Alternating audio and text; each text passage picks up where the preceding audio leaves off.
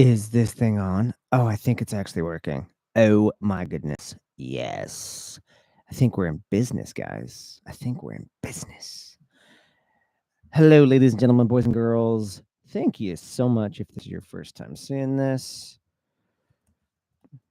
I tried to go live. This is essentially my very first ever live stream here on YouTube. So it's something I'm going to test out. I do a podcast here on my channel. Not as much as I want to yet. I'm just wrapping up a film I'm gonna be promoting heavier, and I want to do live streams. I think live streams could be fun to interact with people and that sort of thing. Yo, do I think this is on? Yeah. If somebody comes on, then I will do so. Okay, so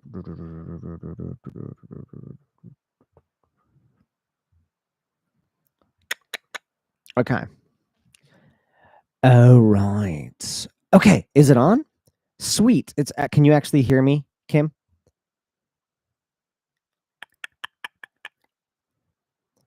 By the way, amazing.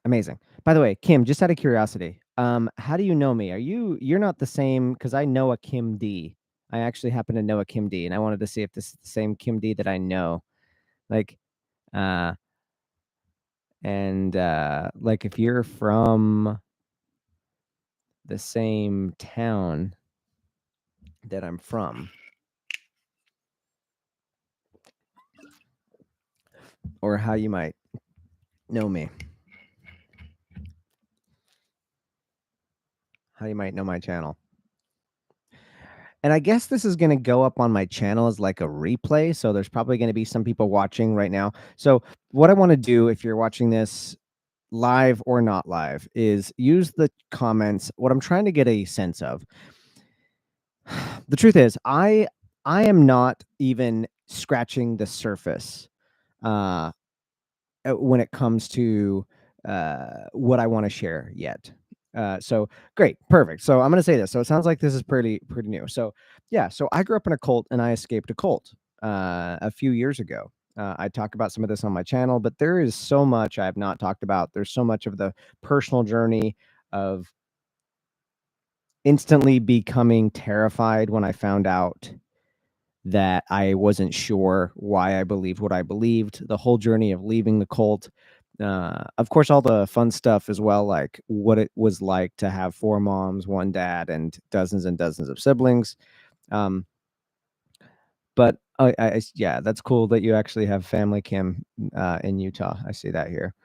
But yeah, the real purpose of me doing a stream and exploring streaming generally is I have kept pretty freaking private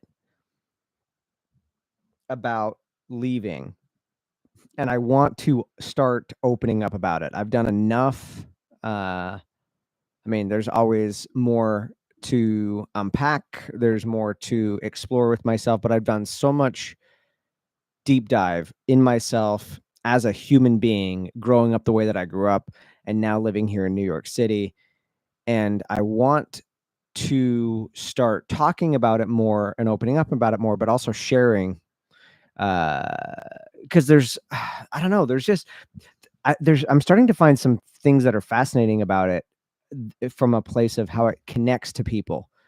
People connect to going through something hard no matter what it was, and I just want to share it and see if it can help anybody. Kim says my step grandma is the youngest of 20. Whoa. 2 wives, her grandpa has 6 wives, and I was raised LDS, but not. Oh, interesting. Oh. That's cool. That's cool. Okay, so you were born LDS, and now you're out of it. Okay, cool. Okay, this is actually fun for me too, because the clash between fundamentalist Mormonism and LDS is fascinating to me. There are current members right now in LDS culture that whenever I talk about fundamentalist Mormonism, like on other people's channels and stuff like that, uh, and I'm curious from you, Kim, if this is how it was when you were growing up, but they tried to make sure that there was this distinct separation between the two camps, between fundamentalist Mormonism and LDS, which that's pretty fair. They're separate churches. However, this is what isn't fair. What they tried to, what I get the sense of from a lot of LDS people, and I'm just curious if this was your experience, is that there's a shared history. Like we come from the same place. So they're separate camps, but we come from the same exact history. So, um, eh, and I know some people that have left, they've discovered the commonality between fundamentalist Mormonism and regular Mormonism, and that sometimes was even part of their deconversion journey. But growing up fundamentalist Mormon, we were so clear on the history. We talked about the history all the time. And so we knew that it was just a few generations ago that the LDS church was still practicing polygamy, and at least they did in the early years. And then they stopped practicing polygamy. And not only did they stop practicing polygamy, but they actually ended up excommunicating members that didn't stop, which I think is kind of messed up, even though I don't believe in any of that stuff anymore. But they kind of kicked people out for that.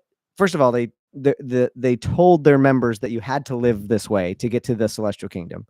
And then after teaching that for a couple generations, then got the revelation against polygamy. And certain members in the church said, we believe this. Like they remembered Joseph Smith teaching it and Brigham Young teaching it and John Taylor teaching that it was a principle, to get to the celestial kingdom. And so they continued to live it secretly. And then they got kicked out of the church by the very leadership that, the leadership structure is what taught them that they had to live that way. But that's where fundamentalist Mormonism is born. And I just find it fascinating that there is not I don't know. I think it's fascinating that it seems to me that there is not an acknowledgement of the connection between the camp that I'm from and the camp that you're from in LDS. Absolutely shared history. I always felt that. Got it wrong. Yeah. It's crazy they were rebaptized to be part of the order and allowed to live polygamy secretly. Yeah. Okay. Now, if you have a question, I like the conversation. I want to hear if you have a question, Kim, but I have a question for you that I'm really curious about now. Now that I know that you actually were born LDS. So first of all, I'm gathering that you left because you said you're beginning to share your stuffs. And if you're on my channel, I'm guessing maybe you're no longer part of the church. I'm totally okay either way, but I'm just curious. Did you leave? If so, when did you leave? Yeah. Yeah, I'm just curious where you're at in your process, your Mormon process.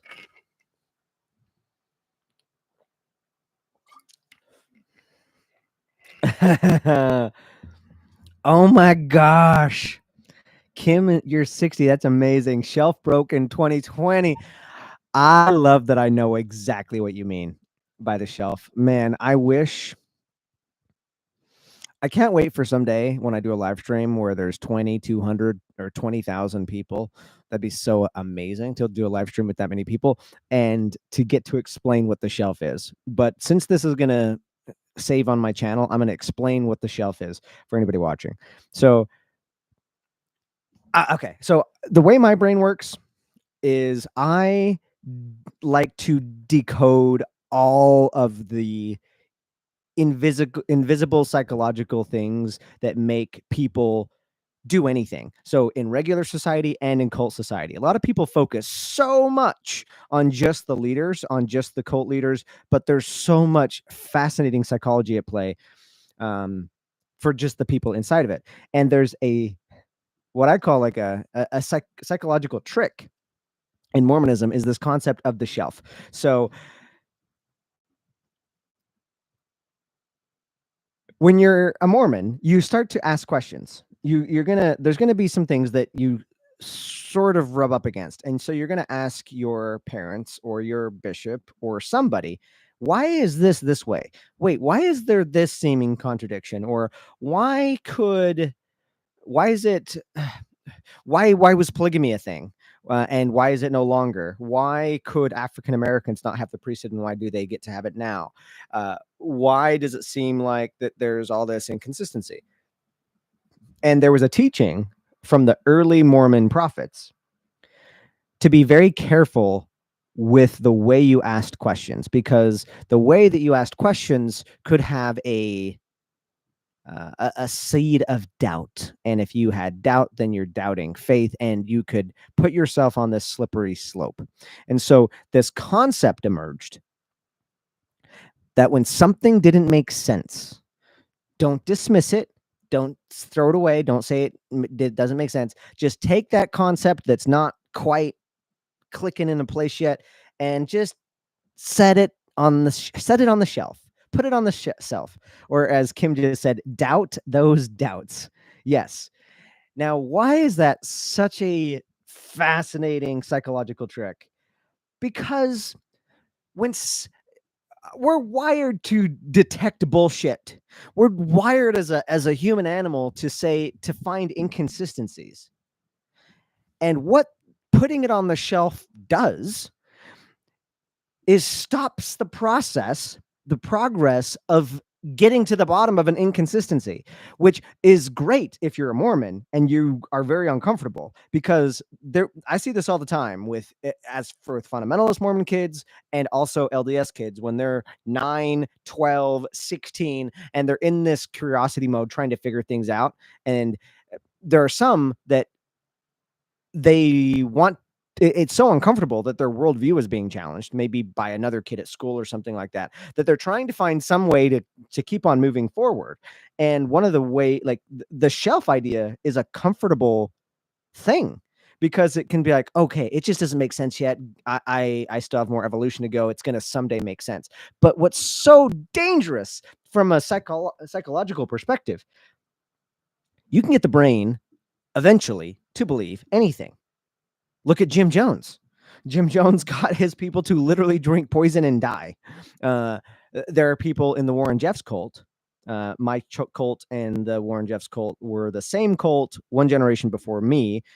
My cult is literally next door to them. But there are people today, even though Warren Jeffs has been in jail for years, that will still believe that Warren Jeffs is the prophet of God. So you can get anybody to believe anything for a long time. So the secondary effect of the shelf, by the way, Kim, I just have to give you props for bringing up the shelf, because it's just one.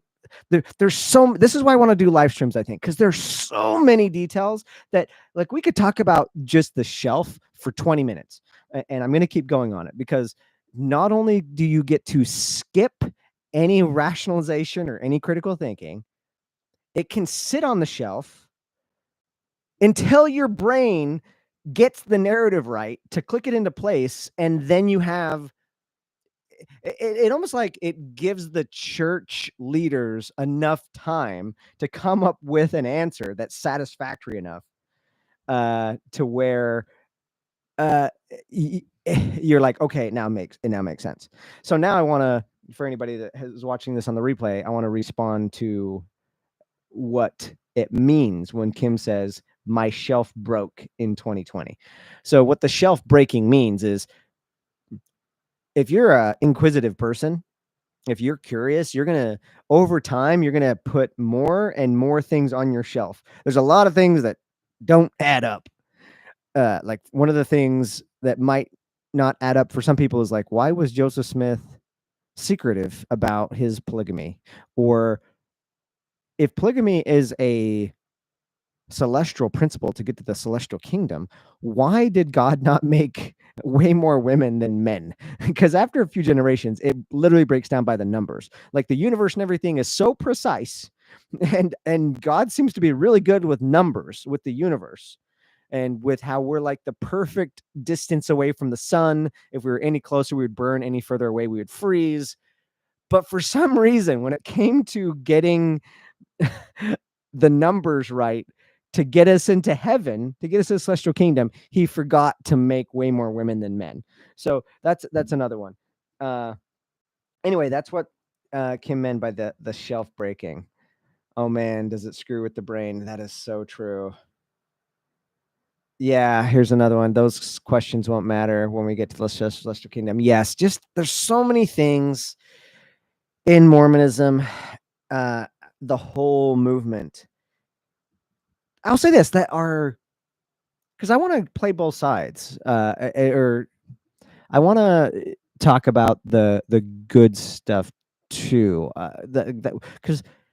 Because I think it's important. I think if somebody is really wanting to understand how Mormonism can continue and how any cult can continue, I think it is important to recognize the good aspects of it, because that's what makes it dangerous. It's not all bad. It actually would be almost easier to spot a cult if it was just culty.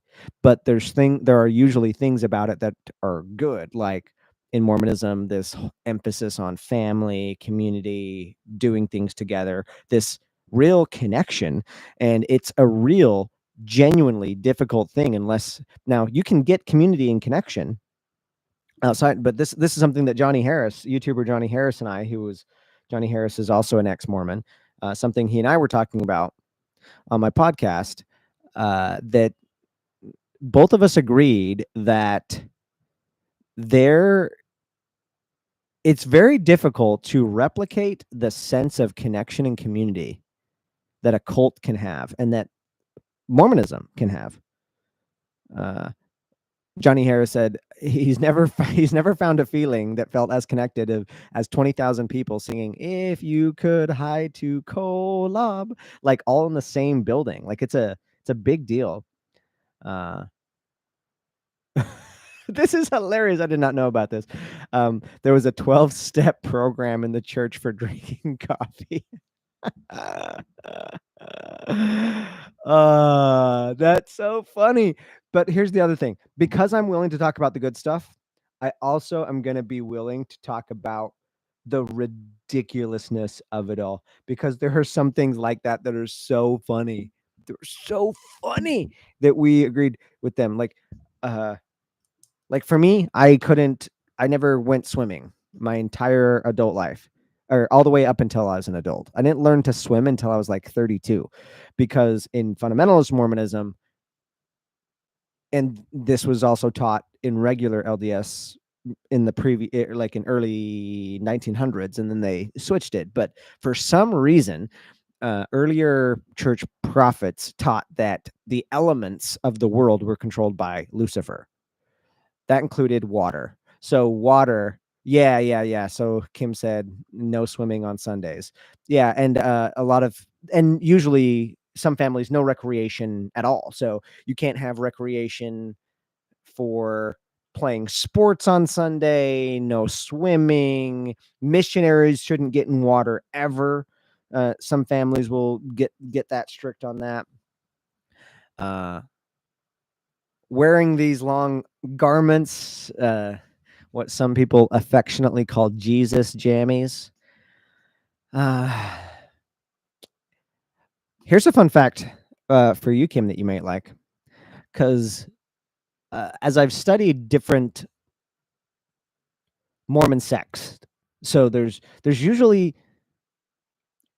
one or two little things about a particular sect that is different from all the other sects. And here's one for mine. So anybody watching this, Mormonism is infamous and known for not having alcohol or tea and coffee. So that's why I find it funny that, as Kim just points out, that that there was a 12-step program in the church for quitting coffee. Fascinating. But here's something that is interesting about mine. The particular branch of fundamentalist Mormonism that I was in drank coffee and alcohol. That breaks some people's brains, especially people that have been in Mormonism for a long time because like, wait, what? A Mormon church, a fundamentalist Mormon church that they allowed coffee and they allowed alcohol? Yeah. Yeah, we had alcohol and ooh.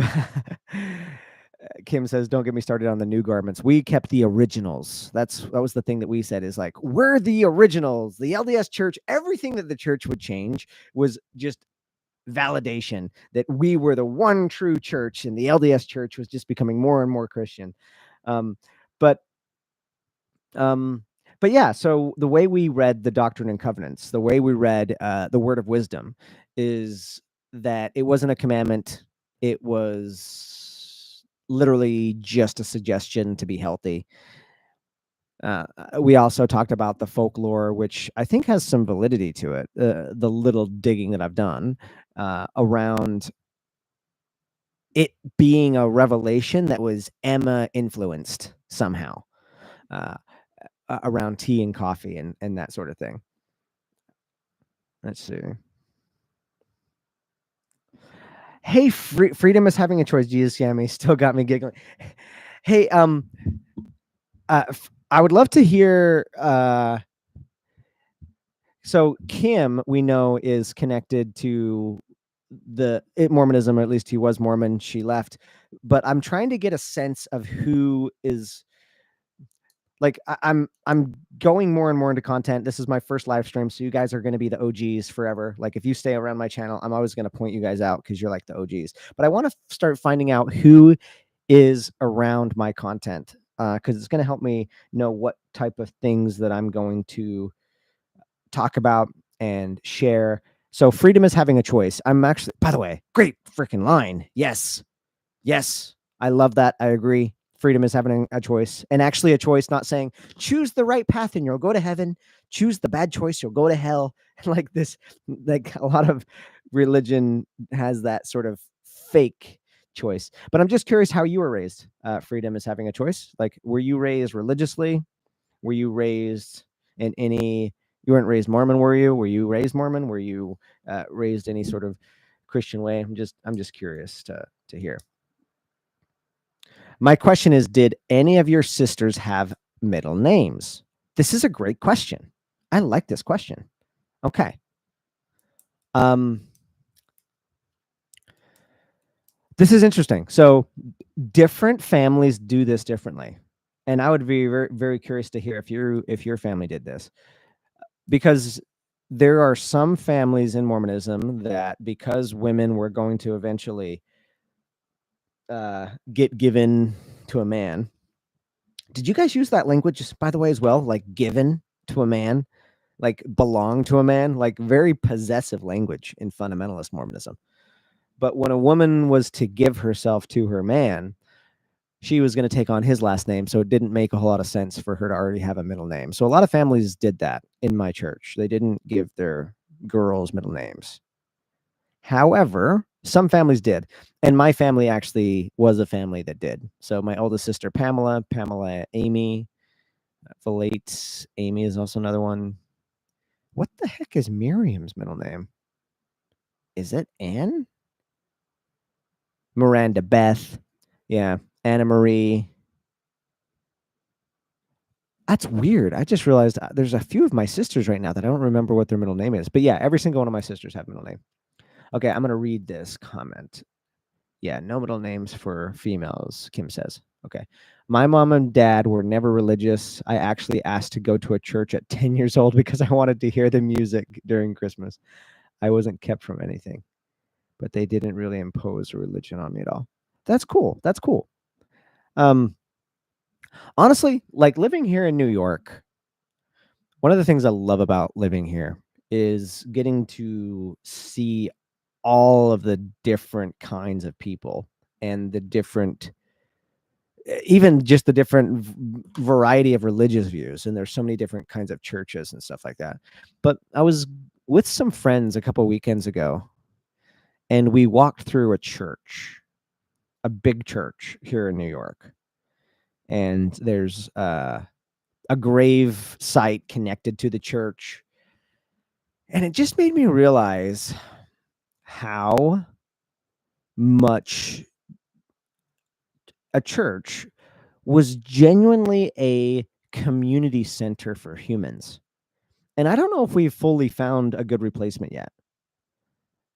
Now, I don't think we need to bring church back in the way of like believe something that like Jesus jammies, that you can't swim and have all this stuff. But there is a piece of me, and I think it's even strangely why I want to start doing more content. I want to start finding my misfits, my people that don't fit in everyday society and culture. They recognize that they want to have connection and community and stuff like that, but they don't want to have to, you know, learn some sort of what do you call it? Some sort of signal or crossing or whatever to belong. But also they want to, as the name has here, like have freedom, like be themselves. But my point though with the church thing is just recognizing I like splitting things apart and finding out, yeah, this about it is very toxic and we need to throw that away. But this part is actually probably a good thing.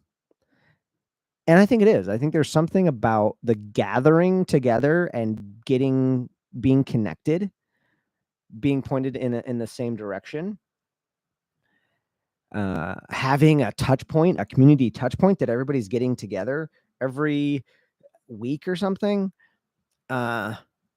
It's yeah, I think I'm kind of curious the way society is replacing that. And you see some people reverting back to religion. And I sort of think that it's partly because of not really the religion, it's because of the human drive to be a part of something and to be connected to other humans, especially in a world that sometimes feels so isolating.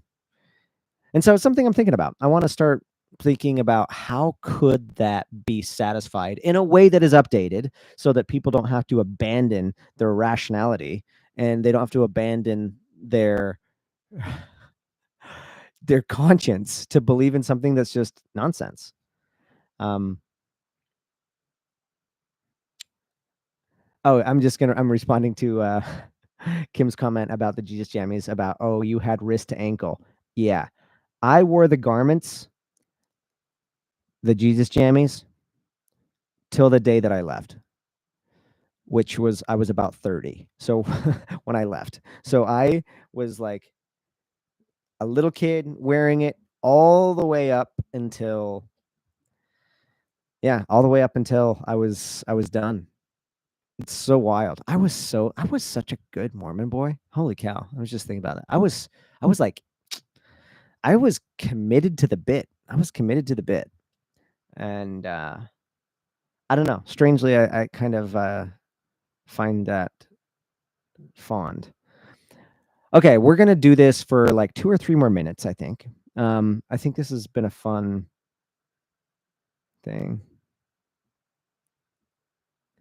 Your stories are such an eye opener for me. I really had no idea that people singing in the church could be so controlled. Yeah. It's fascinating. I am really so fascinated about. By the way, there's also culty dynamics. This is where my brain goes right now too. I'm really starting to, and I've been doing this for years, and I haven't talked about this publicly very much. So it's one of the reasons I want to do live streams like this, and I want to have conversations with real humans about this. Because I grew up in a cult, and I've done so much, not just exiting the cult and escaping it, I've done so much examining of my cult. Like, I wish I could, I mean, I don't know if I dare share my screen yet, because I was just going to show how much I examine. Like, one thing that people do not realize that I do is I write every day a lot. And I've been taking so many notes on the dynamics at play that make cults happen in ways, in more nuanced ways that are not discussed, that I do not see discussed from, like, there are these academic approaches to this, but there are so many things from the bottom up, from the community themselves, that make it work, like feeling like you have belonging and things like that.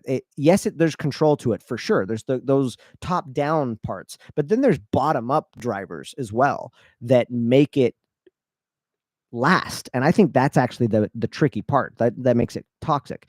But where my brain's been going the last several years is asking, okay, Calv, if this is happening in a cult, where else is it happening? Because we like to think that there's just cults and then regular life. But there is a line between them. It bleeds through it. And a silly example that I just watched that is to your point about control is a few days ago, I was in Central Park here in New York, and there was a street performance where they're doing some sort of performing act for money. That street performance was like a pop-up cult.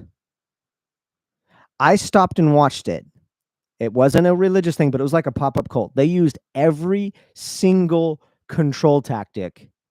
First of all, they tried to use social what's the word I'm thinking of? Social credibility and stuff like that to make people think that this is a show worth watching. They got people to cheer loud, which pulls people in. So it gives credibility. But when I got closer, this is hilarious. This is a line they said. I was wondering, like, what's making these people cheer loud? And they literally said these words. They said, if you don't cheer loud, you're a racist. That's what they said. He said, if you don't cheer loud, you're a racist. So this is what they did then. Like, if you're in a crowd of people, you don't want to be the racist. Who wants to be the racist? Not me. And so they literally got people to cheer out of shame, which then pulled in other people. Like, there were so many things. I literally was taking notes on it. They got people in the middle to like volunteer, and that kind of made them feel a part of something. It made people stick around, but then they paused the act to go collect money, and they were like, hey, your people are here in the middle. You don't want them to just be standing here for nothing, right? You want to give money to support them. They used so many things to control and persuade to extract as much money from that small circle as can be. And I'm fascinated by this sort of thing. I'm fascinated by it because there are culty dynamics. There's culty dynamics in certain yoga studios, where the person wants to be in control of what's going on and is telling everybody what to do, and you don't have freedom of choice. It's certainly in politics. It's all over. And so I want to talk about it. Pop-up cult, like a circus pop-up. That's exactly what it was like. Yeah.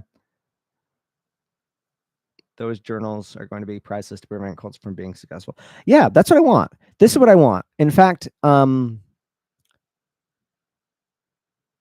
interestingly enough, and then I'm going to start wrapping this for this first live ever that you guys came on. Thank you very much. Thank you so much for participating. It actually means a lot to me, Kim, and you as well. Freedom is having a choice. Because I think about this a lot of what do you do to prevent cults from happening? Like, what do you do? Because I think people are approaching the problem of cults backward. I don't think that you prevent cults by getting rid of bad actors, by getting rid of the narcissists or the people that would start a cult. I don't think that's it. I think the answer is actually in your YouTube name. The best I've come up with, the only thing that I know can prevent a cult is radical authenticity, radical individuality, having freedom of choice. Because what a lot of these culty things start to do is the environment itself becomes prioritized over the authenticity of the individual. And I think the only way in any environment, whether it is an actual religious environment or maybe it's a secular political movement that can turn culty. Like, here's the other thing about cults. They don't just start off culty. They slide into cultiness sometimes. Sometimes things start off nice and good and wholesome, and we're going somewhere good and we have respect for each other and we have purpose, but then it turns culty. And I think the reason it does is people start to blend they lose their authenticity to the thing.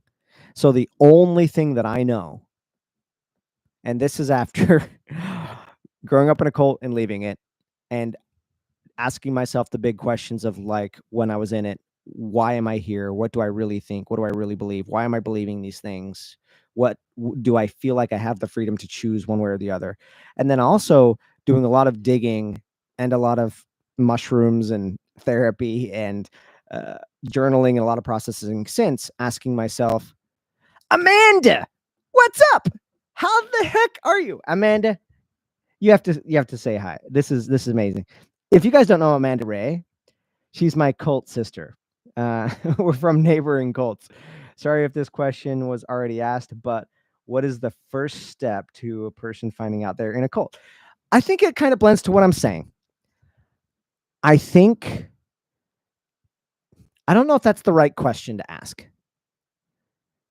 because I didn't know I was in a cult until I was way outside of it. But what we're talking about here, as we're wrapping up one of the first live streams ever, is I think the only way you can guard yourself against a cult, against a toxic relationship, against being in a pop-up cult like I talked about in Central Park with the taking the money with the street performance, is radical authenticity, being genuine. So what I think about radical authenticity is, first of all, you're being really, really honest with your individual lived experience. What am I seeing? What am I actually saying? What am I actually feeling? What am I believing about the situation? Like, if you are truly yourself, you're not going to think the same as the person next to you. And what a lot of these culty environments do is they slowly strip away the individual element and things, and you're kind of just like a part of the machine. And so I don't know if you need to know for sure if you're in a cult, Amanda, but if you want to protect yourself from making sure you're not in one, I think what you have to do is just ground yourself in who the fuck you are. Like, be really true to, this is who I am. This is what I'm thinking. This is what I'm feeling. And it doesn't even have to be you telling other people yet. It can literally start with you just deciding to be radically honest with yourself. Okay, I'm gonna just quickly, for anybody here that's watching this here, or when this goes to my YouTube channel, because this is officially the first ever live stream I've ever done. I want to do it more. I love the interaction. I want to start like just having conversation with real people. It's been a big calling on my heart and my soul for a long time.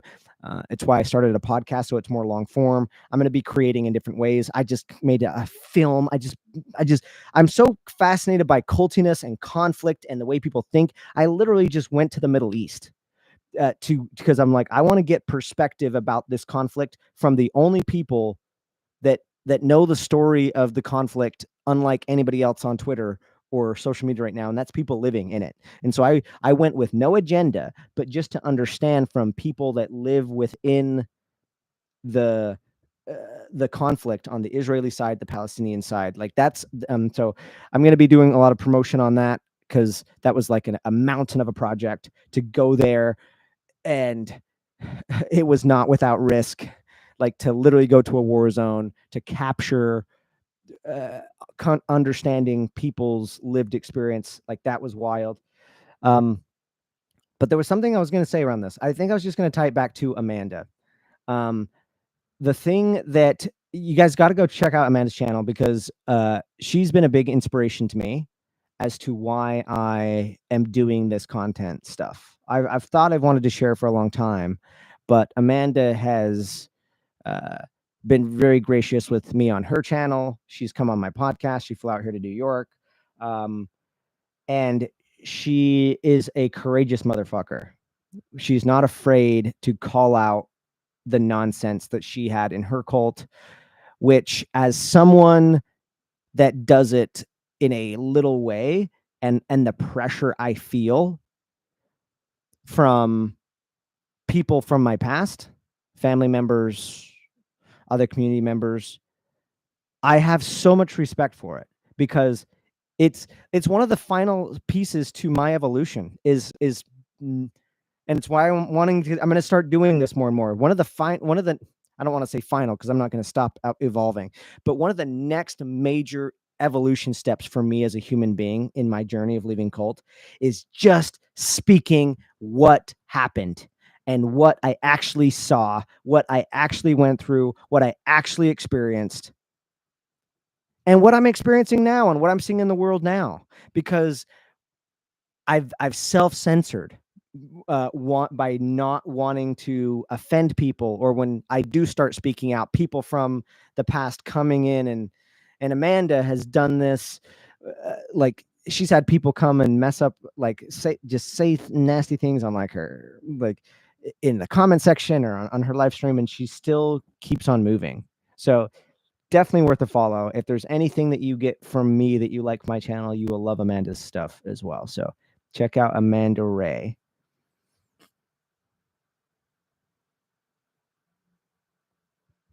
That's very kind of you.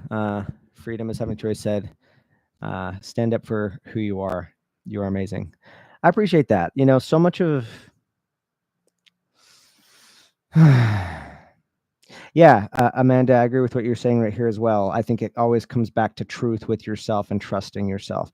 Yeah, that is what I want. It's been a lot of work to trust myself to make incredibly life-altering decisions that literally, once you make this, you can't go back. Leaving the religion is one of them. Leaving an arranged marriage was another one for me.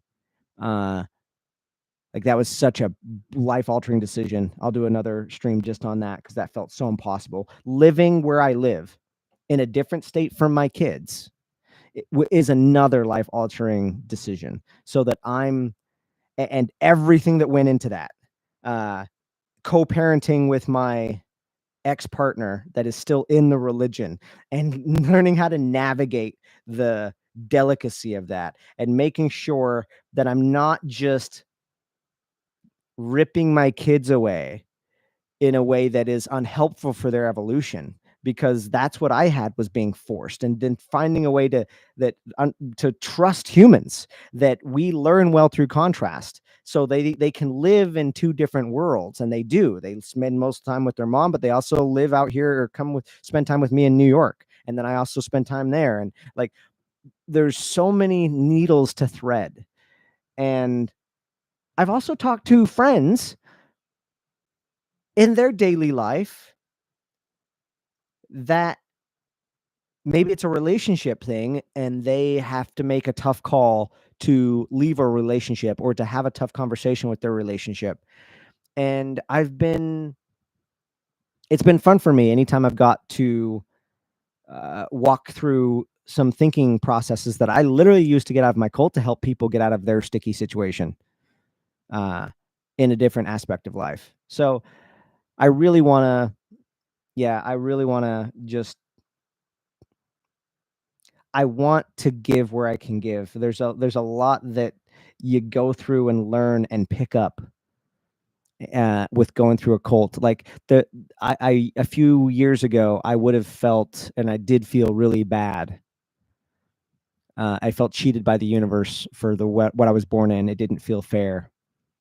But then I asked myself a really ridiculous question, and I'm so glad I did. When I was at one of my lowest points, right after leaving, I asked myself,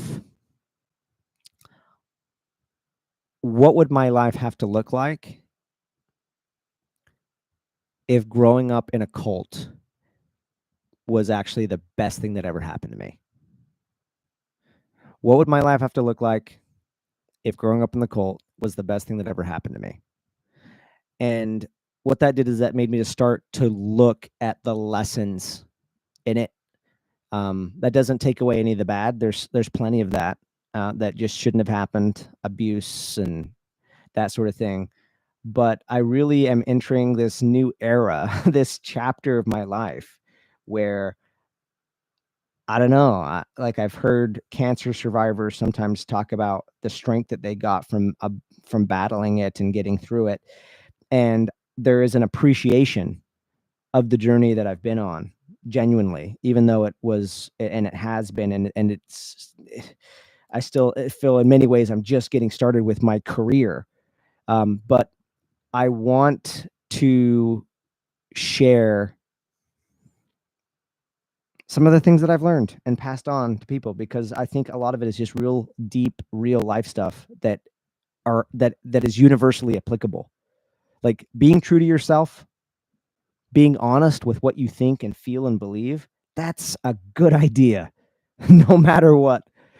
Whether you're in a cult or in the best relationship of your life, it's good to do that. Like that's how you find your people.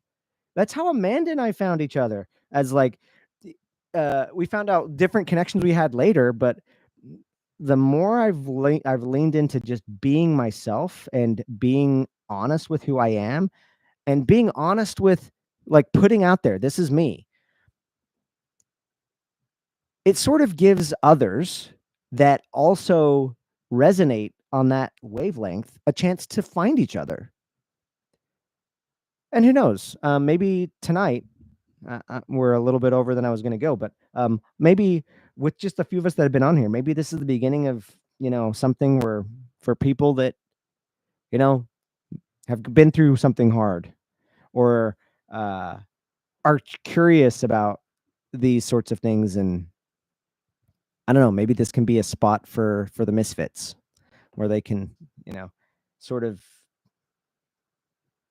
where it's a safe place to be weird. It's a safe place to find your individuality. It's a safe place to explore and ask. There's no stupid questions. Like that's what I want to make here. So, okay. Well, I think we're going to wrap it there. So, thank you guys so much for coming on my first official live stream here on YouTube. I'm going to Misfits Unite. Yes, maybe that will be maybe that will be the name. Yeah, I want to claim that because I've noticed that like that name didn't come out of nowhere. It's something that I noticed the kind of people that have been around my content. They're people that don't quite fit anybody's box.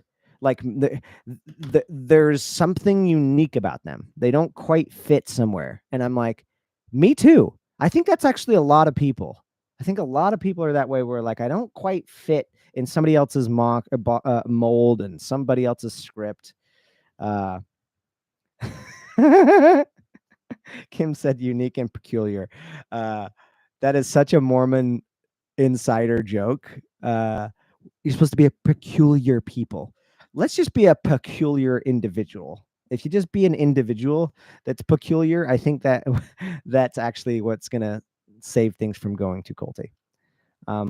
Okay, guys, thank you so much for coming on tonight for the first time. I think the only thing I wanted to come on with today is like just to test the waters, see if this could be a fun thing to do with people. Like Kim was the first one on, Kim. So I'm going to remember that. So thank you so much for coming on. Thank you as well. Freedom is having a choice. Thank you, Amanda, for popping in here. This was enough to say, I'll do it again. Yeah, I think that's all I'm going to do. I'm trying to live life this way, where I'm just leaning into something that sounds fun and interesting. And it sounds fun and interesting to get to dialogue with people like this around these sorts of topics, and we'll go deeper. And so I'll do it again. That's my commitment to you guys. I'll do this again. All right. Thanks all. Have a good night. Much love. Be well.